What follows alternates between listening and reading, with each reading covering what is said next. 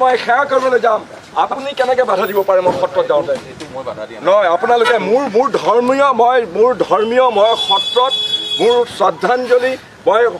খটৰা সত্ৰত গৈ চাকি এগছি জ্বলাই মই সেৱা জনাবলৈ খুজিছোঁ আপুনি খটৰা সত্ৰত মোক যাবলৈ কেনেকৈ বাধা দিব তেতিয়াহ'লে প্ৰচেছন কৰি যোৱা নাই তেওঁলোকে প্ৰচেছন কৰি অহা নাই শুনক মই আপুনি মোক বাধা দিব নোৱাৰে কোনেও আৰু নট অনলি ডেট সেইটো নহয় আপুনি নহয় শুনক মই শুনক আপোনালোকে মোৰ সত্ৰলৈ যোৱাত আপুনি বাধা দিব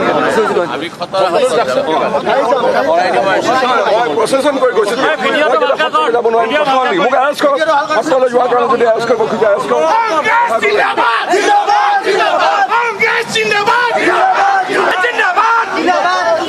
বিজেপিৰ কাৰণে 7 খুন মাফ এই প্ৰশাসনে এই পক্ষপাতিত্ব কৰি পেলাই তেওঁলোকে উদ্দেশ্য প্ৰণোদিতভাৱে পক্ষপাত দুষ্ট হৈ বিজেপিৰ 7 খুন মাফ কিন্তু আজি আমি এই পবিত্ৰ পথৰুঘাটৰ ভূমিত আমি কৃষকসকলক লগ পাবলৈ আহিছিলোঁ এই পবিত্ৰ স্থানত আমাৰ ফালৰ পৰা আমি আমাৰ শ্ৰদ্ধাঞ্জলি আমাৰ এই অসম বচাও আহক এই যাত্ৰা 12 ফেব্ৰুৱাৰীৰ পৰা চলি আহিছে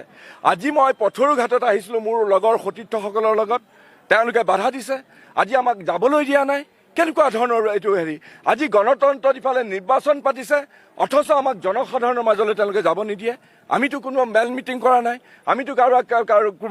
জনজীৱনটো আমি ব্যতিব্যস্ত কৰা নাই আমিতো কোনো প্ৰতিবন্ধকতাৰ সৃষ্টি কৰা নাই কিন্তু আজি কৃষকসকলক মই লগ পাব আহিছোঁ এই পবিত্ৰ ভূমিত তাকো তেওঁলোকে বাধা দিছে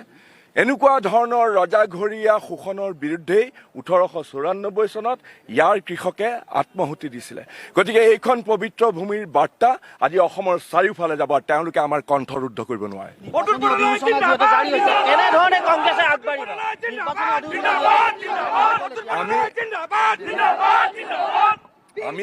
আমি তেওঁলোকক অথৰিটিক আমি এপ্লাই কৰিছোঁ জনাইছোঁ কিন্তু তেওঁলোকে অন্যায়ভাৱে আমাক একো অনুমতি দিয়া নাই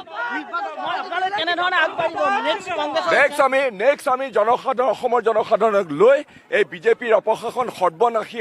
অপশাসন আমি উৎখাত কৰিম আৰু অসমত আমি কংগ্ৰেছ নেতৃত্বাধীন এখন চৰকাৰ গঠন কৰিম মই এতিয়া সেই পবিত্ৰ খটৰা সত্ৰলৈ যাম এই অথৰিটিয়ে মোক বাধা দিছে কেনেকৈ বাধা দিয়ে মই চাম মই সত্ৰত যাম মই মোৰ সেৱা জনাবলৈ যামই কেনেকৈ বাধা দিয়ে মই চাম